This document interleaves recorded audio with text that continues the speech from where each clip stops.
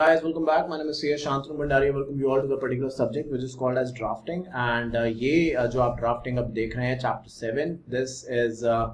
the topic which is called as service agreement. मैंने आपसे last class में suppose हमने last class power of attorney के बारे में बात करी थी और वहाँ पे मैंने आपको सारी deeds जो थी majority वो लिख के आपको दिखाई थी और I think उससे पहले भी जितने भी chapters रहे हैं जो अच्छी चीज़ है आई सपोज आपका जो मुझे एक फीडबैक आ रहा है आपकी तरफ से वो यही है कि सर आप बहुत मेहनत कर रहे हैं बिकॉज आप एक एक चीज़ लिख के दिखा रहे हैं। बाकी दूसरी जगह जहाँ पे होता है कि सिर्फ पढ़ा दिया वैसा नहीं कर रहे, आप एक एक चीज़ लिख रहे हैं तो उससे हमें एक कॉन्फिडेंस बिल्डअप हो रहा है, प्लस हम खुद समझ पा रहे हैं कि प्रैक्टिकलिटी में वो चीज़ कैसे होती है। तो thank you so much for that. And आज उसी थॉट को आगे बढ़ाते हुए नया चैप्टर मैं आपके साथ स्टार्ट करूंगा। This is the chapter number 7 service agreement part 1 में इसको नाम दूंगा। I suppose if I am not wrong जो चैप्टर 6 था पावर ऑफ अटर्नी का, वहाँ पे हमने 3 पार्ट्स बनाए थे और मैं वहाँ पे आपसे यही बात कह रहा था and then we couldn't really complete that. मैं आपको कह रहा था कि जिस तरीके से वो चीज़ें मैंने आपको लिख के दिखाई हैं कि लिखने में बहुत अच्छा लगता है बिकॉज मैं ये कह रहा था कि मान लीजिए जैसे कभी क्या है कि अपना पेपर होता है, कोई भी पेपर आता है, फाउंडेशन, एग्जीक्यूटिव, फाइनल, सीएस का या कहीं और पेपर कोई देते हैं, अगर कोई चीज़ आती है देखिए तो कितना अच्छा लगता है लिखने में, मन करता है कि लिखते ही जाएं इस तरीके से। और नहीं आते तो वही 3 घंटे हमारे लिए इतने बड़े बर्डनसम बन जाते हैं जो कि जब चीज़ आती है तो पता नहीं चलता कि 3 घंटे में से मेजॉरिटी समय कहाँ चला गया। जनरली ऐसा होता है। मैंने आपको ये भी एश्योरेंस दी है, याद दिलाना चाहता हूँ, ये भी एश्योरेंस दी है कि आप ये ड्राफ्टिंग की जब क्लासेस देख रहे हैं अब तो आप काफ़ी सारा कंटेंट देख चुके हैं बिकॉज कुछ इसमें ऐसे पार्ट्स भी थे जहाँ पे हमने सेक्रेटरियल ऑडिट का, अगर आप और secretarial audit, drafting, notice, agenda, वही जो न्यू सिलेबस के अंदर है उसके अंदर हमने मोर देन 8 से 10 घंटे लगाए हैं और एक एक चीज़ आपको बताई है, तो जब सब चीज़ें आपको समझ में आई होंगी। ये भी यहाँ पे याद दिलाना चाहता हूँ हमेशा की तरह कि this chapter also gets applicable to the old as well as new course student because दोनों ही के कोर्स में ये चीज़ है, तो दोनों ही जगह ये चीज़ एप्लीकेबल है। और हमेशा की तरह इससे पहले मैं कुछ ड्राफ्ट करना आपको दिखाऊं कि मैं, बिकॉज मैं सिर्फ पढ़ाता नहीं हूँ ड्राफ्टिंग में, एक्चुअली उसको दिखाता हूँ लिख के प्रैक्टिकली आपके सामने, और वो भी अपने वर्ड्स में और इस तरीके से कि स्टूडेंट को समझ में आए। बिकॉज एट टाइम्स क्या होता है, हमें ये पता है कि शायद I suppose being a CS professional student we all know कि पावर अटर्नी क्या होता है, हम सब जानते हैं, बट पावर अटर्नी के अंदर लिखना कैसे है, क्या लिखना है, कौन सी बात कहाँ पे आएगी, कैसे इसको आगे लेके जाना है, कहाँ पे रोकना है चीज़ों को, ये हमें अगर कोई थोड़ा सा बहुत समझा दे तो आई थिंक इससे अच्छा कुछ हो नहीं सकता। तो वो मैंने पूरी कोशिश करी है और हमेशा की तरह आई थिंक जब मैं ये बात कहता हूँ तो आई थिंक सबसे बेसिक जो एक इस बात का फाउंडेशन होता है वो ये कि किसी भी चैप्टर की मैं एकदम से स्टार्टिंग की पहली लाइन पे नहीं आ जाता, इस पेज में और कुछ नहीं लिखा, सिर्फ सर्विस एग्रीमेंट मैंने इसको हेडिंग दी है। अब आप देखिए इसी के ऊपर मैं जनरल बात आपसे करने वाला हूँ और इस तरीके से आपका माइंड में तैयार कर दूंगा कि आपको अपने आप समझ में आ जाएगा कि सर्विस एग्रीमेंट होता किस चीज़ के बारे में। जनरली आप इसके बारे में सुनते होंगे बट अब जब मैं बताऊंगा तो और क्लैरिटी आपको आएगी। अब देखिए क्या है कि बहुत बार अभी जैसे ही आप सीएस, बिकॉज ये लेक्चर्स आप देख रहे हैं चाहे ओल्ड सिलेबस से हैं चाहे न्यू सिलेबस से हैं, तो बहुत जल्दी अपना कॉर्पोरेट वर्ल्ड में आप एंट्री लेने वाले हैं। अब चाहे आपका पॉइंट ऑफ व्यू थोड़ा अलग है, आपका ये कहना है कि मैं प्रैक्टिस करूंगी या करूंगा, विच ऑब्वियसली आई रिस्पेक्ट, तो जो भी है आप in any case corporate client से डील करने वाले हैं अगर प्रैक्टिस करने वाले हैं, और अगर जॉब कर रहे हैं तो कॉर्पोरेट्स में जाने वाले हैं, ऐसे ही होने वाला है। तो इन एनी केस हमारा जो स्टूडेंट लाइफ वो खत्म होकर क्या होने वाला है, एक service sector kind of life start होने वाली है। आपने कभी ये सुना है आपने कि आपके घर में कोई आपसे बड़ा हो जो जॉब करता हो, या आपने भी कभी कहीं जॉब किसी जगह करी हो फॉर एनी रीजन, तो बहुत बार वो लोग क्या कहते हैं कि भाई ठीक है आप यहाँ पे जॉब कर रहे हैं तो आपको बॉन्ड साइन करना पड़ेगा। सुना आपने बॉन्ड साइन करना पड़ेगा, अग्रीमेंट साइन करना पड़ेगा। तो जो सर्विस एग्रीमेंट है उसी का एक और नाम बॉन्ड है, कई लोग इसको बॉन्ड कह देते हैं, लाइक कई लोग इसको सर्विस एग्रीमेंट कह देते हैं, कई लोग इसको एम्प्लॉयमेंट एग्रीमेंट कह देते हैं। Just one and the same thing, depend actually ये करता है कि इसके अंदर टर्म्स एंड कंडीशंस क्या लिखी है। बिकॉज बहुत बार क्या होता है, देखिए जब आप कंपनीज ज्वाइन करते हैं तो आई सपोज कंपनी एक कंसिडरेबल आप पे समय इन्वेस्ट करती है। मतलब इस तरीके से मैं अगर बात करूं, मैं लिख के भी बताऊंगा ये चीज़ कि मान लीजिए आप एज अ कंपनी सेक्रेटरी, क्योंकि ऑब्वियसली उसी के बारे में बात करते हैं, आपने ज्वाइन किया तो आप डे 1 जाते हैं, इस काम समझना का स्टार्ट करते हैं, शायद 1 डेढ़ 2-3 महीने जनरली आप ये एक्सपीरियंस खुद करेंगे। बिकॉज बोलना एक अलग बात होती है, जब हम वो चीज़ अपने ऊपर बीतते देखते हैं तब हमें याद आती है कि फलाने बंदे ने हमें ये बात बताई थी। तो आप जाएंगे और देखेंगे तो क्या है कि अभी ये पता है कि कंपनी सेक्रेटरी करता क्या है, बट हर कंपनी में एक अपनी डिफरेंट प्रोफाइल होती है जिसके अंदर आपको अपने आप को एडजस्ट करना पड़ता है। फिर हर तरीके के लोग होते हैं जिनसे आप मिलते हैं, आपको कुछ लोग अच्छे भी लगते हैं और नहीं भी। तो क्या है, कंपनी का एक अपना एनवायरनमेंट होता है। तो उसी चीज़ को ध्यान में रखते हुए कंपनी आपको पहले बहुत समय देती है कि ठीक है आप कंपनी का जो एक तरीके से स्ट्रक्चर है वो समझ सकें। फिर चाहे ये कंपनी सेक्रेटरी की तरह आप जॉब करने जा रहे हो, चार्टर्ड अकाउंटेंट के थ्रू जा रहे हो, कॉस्ट अकाउंटेंट के थ्रू जा रहे हो, या भले एक अकाउंट एग्जीक्यूटिव के थ्रू जा रहे हो, मतलब सीनियर से सीनियर, जूनियर से जूनियर, जिस भी पोजीशन पे आप जा रहे हो, कंपनी आपसे ये एक्सपेक्ट कभी नहीं करती कि आप आएंगे और पहले दिन ही अपनी डेस्क पे बैठेंगे और सारा काम एकदम सही से करके शाम को चले जाएंगे, या जब आपका समय है तब आप चले जाएंगे। ये बिल्कुल उम्मीद नहीं लगाई जाती, और अगर कोई ऐसा लगाता है तो आई थिंक वो गलत कर रहा है। तो यहाँ पे होता है क्या है, सर्विस एग्रीमेंट में जब आप किसी कंपनी में ज्वाइन करते हैं वो आपको एक जनरली ट्रेनिंग या प्रोबेशन का नाम सुना है आपने, प्रोबेशन एक होता है। प्रोबेशन एज सच अगर आप इसको पता करने जाएं कि प्रोबेशन कितने महीने का होता है, तो आपको कोई भी एक लीगल इसके बारे में डेफिनेशन नहीं मिलेगी। Probation is something kind of a training period. Because आप देखिए जब आप कंपनी में जाते हैं जॉब करने के लिए, तो आप 2, 3, 4, 5 डिपेंड करता है कितना एक्सपीरियंस है, इतने पेजेस की अपनी एक तरीके से रिज्यूमे या सीवी लेके जा सकते हैं। उसके तौर पे अलग अलग कैंडिडेट्स आते हैं, और जो एम्प्लॉयर है जिस कंपनी ने नौकरी देनी है वो सब कैंडिडेट से अलग अलग क्वेश्चंस अपने पूछ के जो उनको बेस्ट लगता है उसको सेलेक्ट कर लेते हैं। बट एक इंटरव्यू में ऑब्वियसली जो चीज आपने लिखी है, बिकॉज आप ये जानते हैं बहुत बार कैंडिडेट मोर देन एक्सपेक्टेड लिखता है अपनी सीवी के अंदर, हमेशा शायद नहीं होता, हो सकता है आप ऐसा ना करते हो, बट जनरली जब मैं अपनी कंपनीज में इंटरव्यू वगैरह लेता हूँ तो हम तो यही ऑब्जर्व करते हैं कि उसने किया होता है 20%, वो लिखता है वहां पे 60% जनरली, बिकॉज लिखेगा नहीं तो वो सैलरी किस तरीके से डिमांड करेगा ज्यादा, उसका पॉइंट ऑफ व्यू ये रहता है। बट ये अनएथिकल है, गलत है। तो बहुत बार क्या होता है कि उस बेसिस पे क्वेश्चन पूछ लेगा, आपको नहीं आया तो वहीं पे चीजें सॉर्ट आउट हो गई कि भाई ये इंसान झूठ बोल रहा है। पर बहुत बार क्या होता है कि कोइंसिडेंस कह दीजिए, किस्मत कह दीजिए, लक कह दीजिए, या जो और कह दीजिए कि वो जो चीजें आपको आती हैं वही पूछी गई, कुछ ऐसा पूछा ही नहीं गया इंटरव्यू के अंदर जो आपको नहीं आता। This is merely a coincidence. और आपका सिलेक्शन हो गया, रख लिया, मेरा सिलेक्शन हो गया, रख लिया, किसी का सिलेक्शन हो गया, रख लिया। अब जब वो काम करने की बारी आई, कह दिया कि ठीक है मिनट्स बनाइए, रेजोल्यूशन बनाइए, अपनी बात अगर मैं करूं, मिनट्स बनाइए, रेजोल्यूशन बनाइए, नोटिस बनाइए। आप बहुत बार आप में से कुछ लोग ऐसे भी होंगे जो एलएलबी कर रहे होंगे या कर चुके होंगे, आगे करने की सोच रहे होंगे, तो उनको कह दिया भाई अग्रीमेंट बनाइए, बिकॉज एलएलबी जब आप करते हैं तो एज अ लॉयर एक तरीके से अपने आप को रिप्रेजेंट आप करना चाहते हैं, और लॉयर का एक बेसिक काम ओवर एंड अबव जो लीगल प्रोफेशन तो कंपनी सेक्रेटरी से अच्छा कोई जानता नहीं है, बट लॉयर का क्या है कि थोड़ा वो और अलग अलग एरियाज में सीपीसी, सीआरपीसी काफी ज्यादा पकड़ रखता है, काफी ज्यादा डिटेल ओरिएंटेशन रहता है, और लिखना एक जो आर्ट ऑफ एडवोकेसी है कि कैसे प्रेजेंट करना है जज के सामने, वो सब चीजें वहां पे आती हैं। तो इंटरव्यू में तो ये कहा था कि सर मैंने ऐसा बहुत कुछ किया है वगैरह वगैरह, और जब प्रैक्टिकल वो बात आई तो उन्होंने पूछा तो हम बता नहीं पाए। तो क्या होता है, कंपनी क्या करती है, जो आप कहते हैं वो बात इनिशियली मान के आपको रख लेती है, बट एक प्रोबेशन रखती है, प्रोबेशन 2 महीने का, 3 महीने का, 6 महीने का। उस ड्यूरेशन में कंपनी आपको एक तरीके से बहुत सारे मौके देती है कि अपने आप को आप प्रूव कर सकें, जो आपको सिखाया जा रहा है आप उसको इम्प्लीमेंट करके दिखा सकें। कंपनी ये भी देखती है कि क्या आप चीजों को सही सही तरीके से समझ पा रहे हैं। If the answer to all of the above is yes, तो कंपनी क्या करती है, आपको प्रोबेशन इज काइंड ऑफ दूसरी वर्ड्स में अगर बोल दीजिए तो probation is nothing but a temporary employment. मतलब टेम्परेरी का ये नहीं है कि कुछ अलग हो, बट टेम्परेरी में आपको सैलरी वगैरह सब कुछ मिलेगी, बट एक परमानेंट जो एम्प्लॉय है वो आपको नहीं मिलेगा। अब यहाँ पे कई कंपनी डिफरेंशिएट करती है, टेम्परेरी में वो लेट्स से आपकी कोई भी आप छुट्टियां लेते हैं तो पैसे काट लेती हैं, आपकी छुट्टियां होती हैं आपके पास तब भी, तो मतलब एक तरीके का प्रिविलेज और डिप्रिविलेज होते हैं टेम्परेरी एंड परमानेंट एम्प्लॉय के बीच में। और कई कंपनीज ऐसी भी करती हैं, अगर आपने प्रोबेशन जो पीरियड है अपना वो सही से पूरा कर लिया तो आपको इंक्रीमेंट भी देते हैं आपकी सैलरी में। तो ये सब चीजें होती हैं, ये सब चीजें जहां पे लिखी होती हैं, जितने भी मैंने अभी 7-8 मिनट 8 मिनट होने को आए हैं, जितनी बात मैंने यहाँ पे आपसे करी है, ऑल दिस इज, जो कि मैं कह रहा हूँ कि लिखी रहती है, तो all this is a part of the agreement. और जिस लिए ही अग्रीमेंट बनाया जा रहा है वो नौकरी देना या लेना, तो kind of a service agreement, इसको मैंने एम्प्लॉयमेंट भी कह दिया, इसको हमने बॉन्ड भी कह दिया, तो उसके अंदर ये सारी टर्म्स एंड कंडीशन लिखी रहती है। ये एक बात है। अब क्या है कि बहुत बार कंपनी, जैसे कि मैंने बताया, आप एक दिन पहले दिन जाते तो काम नहीं कर लेंगे, बहुत दूर की बात है कि पहले दिन कुछ कर पाए, पहले दिन तो समझने में लग जाता है कि कौन क्या है, कैसे क्या है, वो सब जनरल बातें है ना। तो आप खुद ही देखिए, आप जिस भी दिन अगर आपको याद हो, स्कूल पहले डे गए हो, कॉलेज पहले डे गए हो, और जब आप निकले थे वहां से 2 या 3 साल के बाद, अगर ग्रेजुएशन की बात करें 3 इयर्स के बाद, तो पहले दिन में और लास्ट दिन में बहुत फर्क होता है, बहुत जान जाते हैं और समझ जाते हैं एटीट्यूड के नेचर को, सबको। तो क्या होता है, कंपनी जब आप आए हैं तो कुछ ज्यादा नहीं पता, तो कंपनी आपको ट्रेनिंग प्रोवाइड करती है, और कंपनी 2 या 3 महीने आपको ट्रेनिंग ही प्रोवाइड करती है, और इस ट्रेनिंग में आपको जो सैलरी आपकी है वो देती भी है।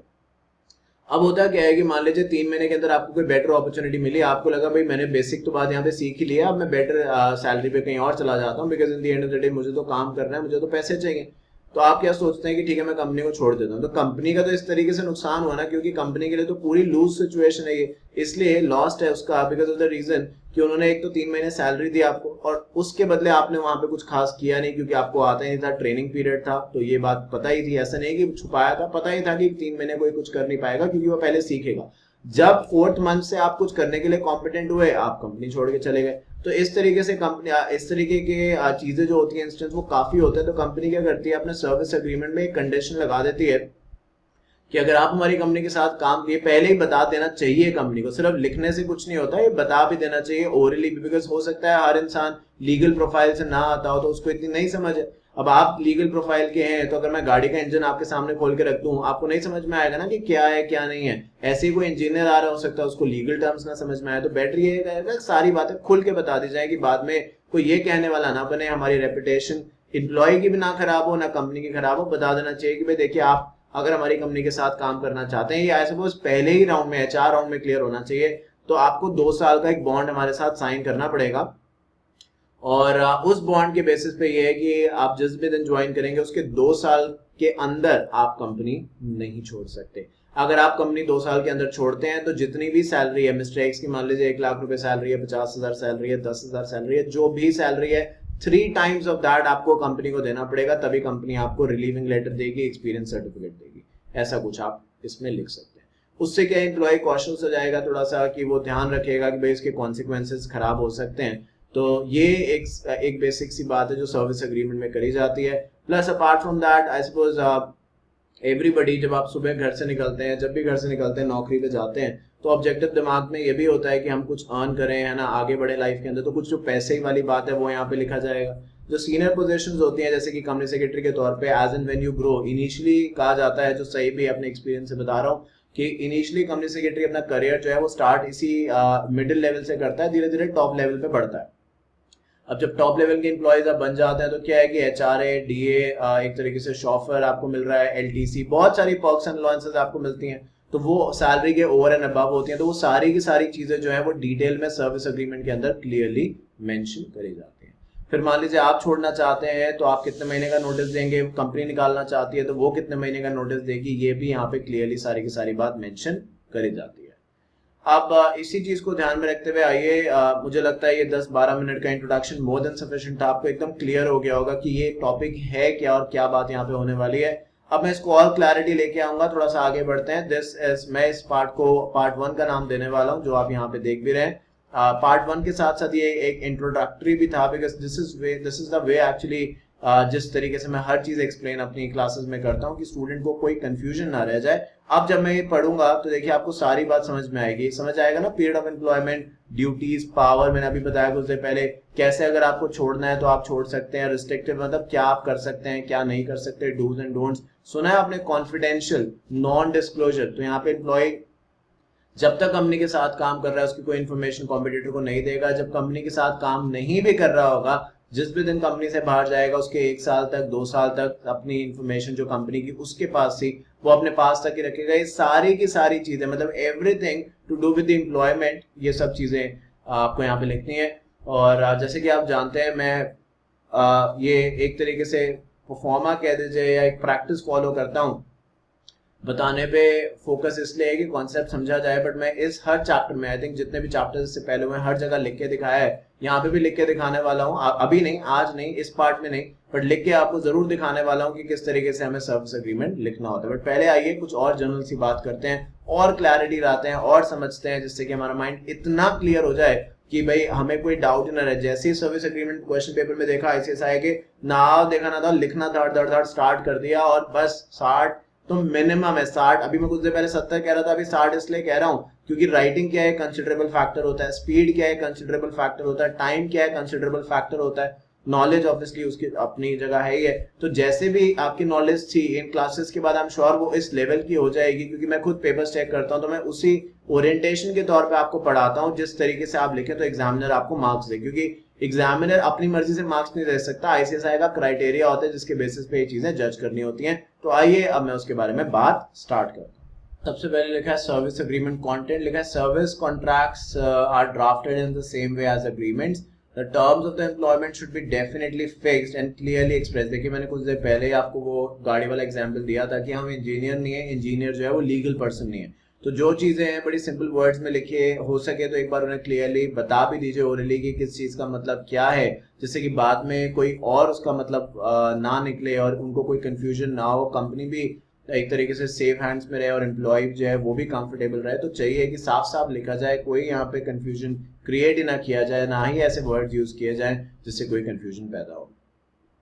एंड देखिए लिखा है nothing should be left to presumption, यानी कोई assumption ना लगाए, साफ साफ बता दीजिए। They are required to be both affirmative, describing the acts and duties to be performed, and negative, यानी putting restriction on the acts of the employees during and or after the term employment। आपको ये बात समझ में आ रही है? Affirmative मतलब क्या करना है,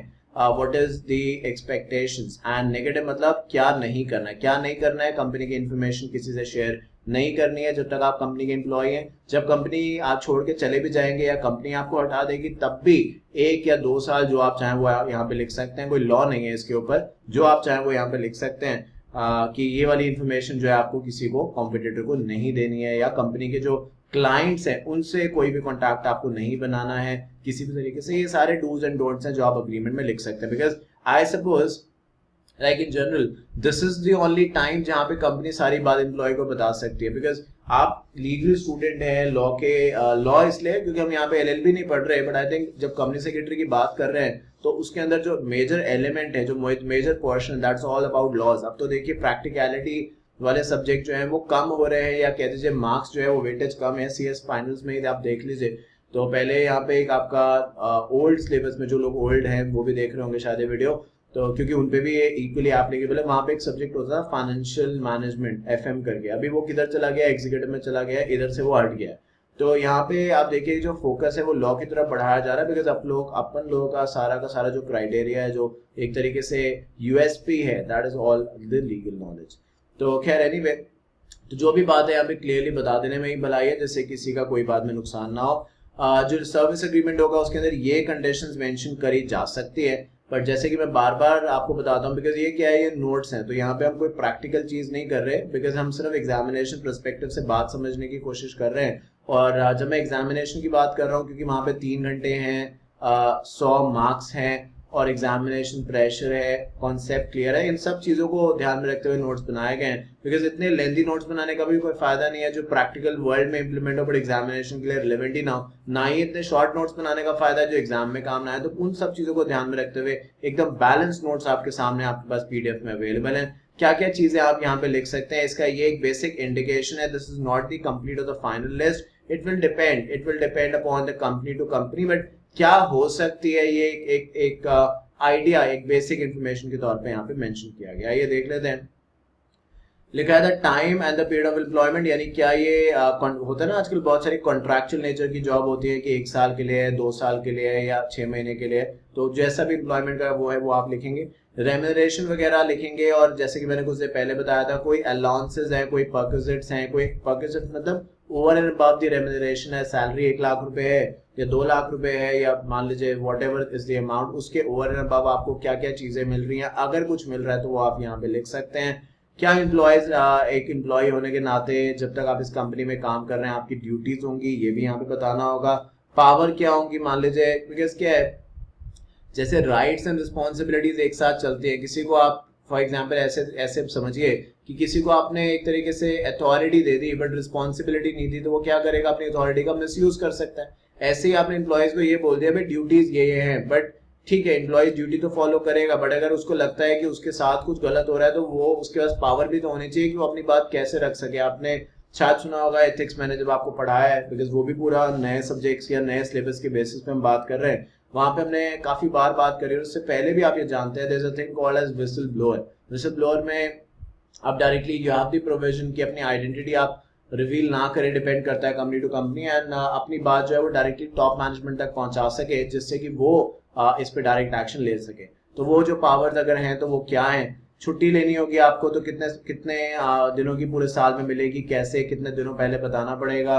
सिक लीव, एनुअल लीव, सुना है आपने, ये सब चीजें होती हैं, तो वो किस टर्म्स पे होंगी। अगर एनुअल लीव आप नहीं लेंगे पूरे साल, तो क्या साल के एंड में, अब साल मतलब कैलेंडर है या फाइनेंशियल है, क्या आपको पैसे मिलेंगे, क्या वो लैप्स हो जाएंगी, सिक लीव का क्या होगा, महीने में कितनी छुट्टियां ले सकते हैं, कितना एक्यूमुलेशन कर सकते हैं, ये सब बातें यहाँ पे आएंगी।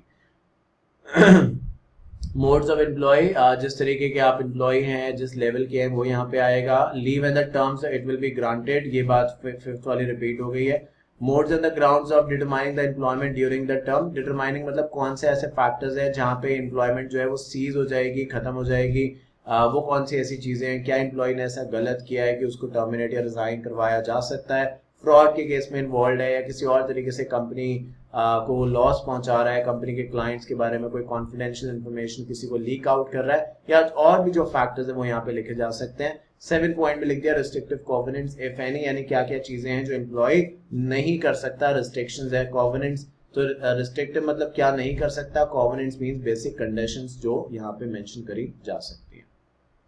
सो जैसे कि आप जानते हैं लॉ में एक चीज होती है इंक्लूसिव और एक होता है exhaustive. So I am sure आप जानते हैं बात कि इंक्लूसिव वो चीज है जिसका अपने आप में कोई एंड नहीं है। तो जितने भी पॉइंट्स आप यहाँ पे देख रहे हैं, this is an inclusive factor, because देखिए यहाँ पे डिस्प्यूट रेजोल्यूशन मैकेनिज्म जो जनरली हम कहते हैं कि हर डीड में होता है, वो यहाँ पे नहीं है। तो जो भी चीजें आपको लगता है ओवर एंड अबव, क्योंकि मैंने अभी कुछ देर पहले भी ये बात करी और मैं हमेशा ही बोलता हूँ कि यहाँ पे जो चीजें दी जा रही है, these are just mere guidelines की कहाँ से स्टार्ट करना है और किस एरिया की तरफ आगे बढ़ना है, वो हमें थोड़ी क्लैरिटी आ सके। But it does not means कि अपने आप में कंप्लीट लिस्ट है, because this will keep on varying, this will keep on changing as per the needs and situation of a particular time. जबकि एग्जॉस्टिव की जब हम बात करते हैं, एग्जॉस्टिव वो चीज है जिसका एक एंड डिटरमाइंड है कि यही खत्म हो गई, इसके बियॉन्ड कुछ नहीं होगा, this is the final thing, that is exhaustive.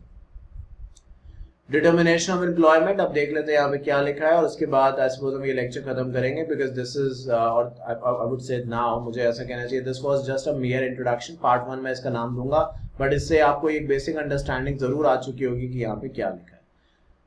तो ये जो टॉपिक है लिखा है ग्राउंड्स फॉर डिटर्मिनेशन, मतलब टर्मिनेशन या एम्प्लॉयमेंट खत्म हो जाना, should be clearly expressed in the agreement, the grounds on which employment may be determined, determined मतलब खत्म हो जाना, comes to an and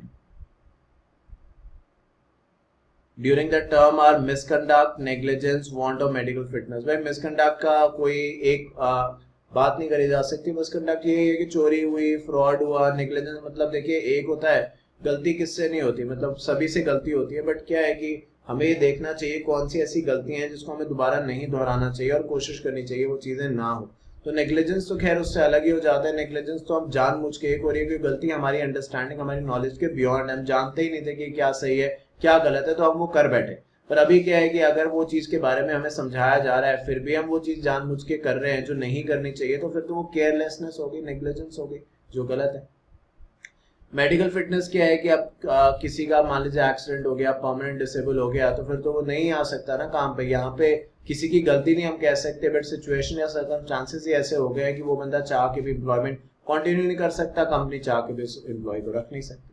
Subject to what has been stated earlier, it may also be determined at the pleasure by giving notice without giving any ground. In case of misconduct or neglect, no notice is required, but provision may be made for framing charges and taking defense in case of the government service, since as employee is entitled to damage for wrongful dismissal. If the termination of service is not properly made, provision in this respect should be carefully worded.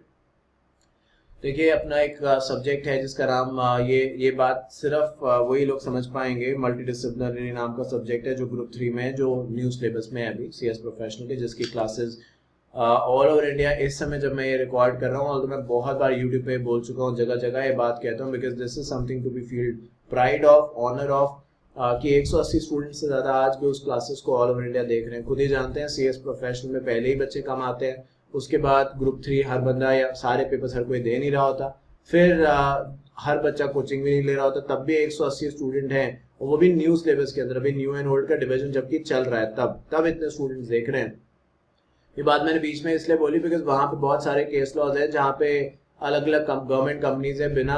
किसी reasonable basis के किसी employ को terminate किया है, तो वहां पे court में केस चला गया, कोर्ट में केस लड़ा गया, और अगर एम्प्लॉय अपनी बात प्रूव कर देता है तो फिर कंपनी को उसको रखना पड़ता है, और ना ही वापस रखना पड़ता है, बट जस्ट जितने समय के लिए कंपनी ने उसको रॉन्गफुल डिसमिस किया था वो सारा का सारा compensation with the payment of the salary along with the interest जो कोर्ट डिटरमाइन करता है वो भी देना पड़ता है। तो यहाँ पे यही कहा गया कि आप एम्प्लॉय को एक तरीके से टर्मिनेट कर सकते हैं, बट बेटर ये रहेगा कि आप